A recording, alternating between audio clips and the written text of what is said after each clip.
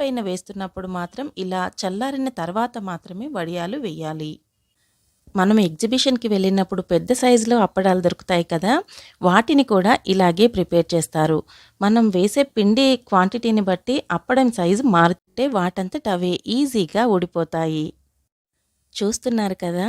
చాలా ట్రాన్స్‌పరెంట్‌గా, చాలా పల్చగా, కవర్ కంటే కూడా పల్చగా మన అప్పడాలు తయారైపోయాయి.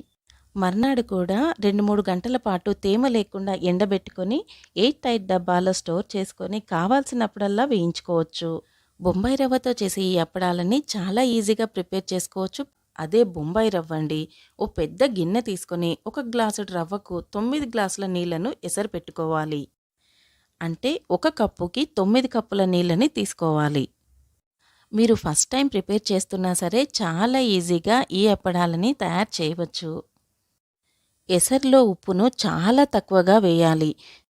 ఎండిన తర్వాత వేయించుకుంటే సాల్టీనెస్ పెరుగుతుంది. సో సాల్ట్ మాత్రం తక్కువగా వేయండి.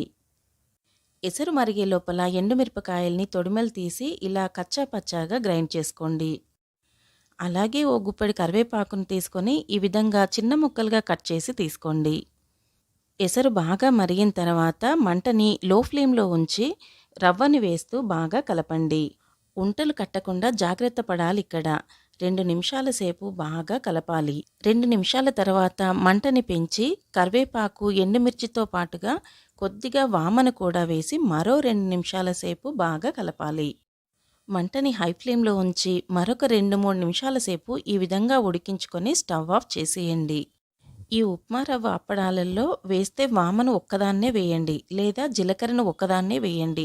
ఏదో ఒక్క ఫ్లేవర్ మాత్రమే వీటికి చాలా బాగుంటుంది. రెండింటిని మాత్రం కలిపి వేయకండి. స్టవ్ ఆఫ్ చేసిన తర్వాత దాదాపు పావుగంట సేపు అయినా పూర్తిగా చల్లారనివ్వండి.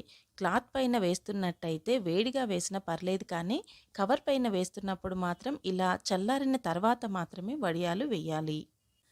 మనం ఎగ్జిబిషన్‌కి వెళ్ళినప్పుడు పెద్ద సైజులో అప్పడాలు దొరుకుతాయి కదా! వాటిని కూడా ఇలాగే ప్రిపేర్ చేస్తారు.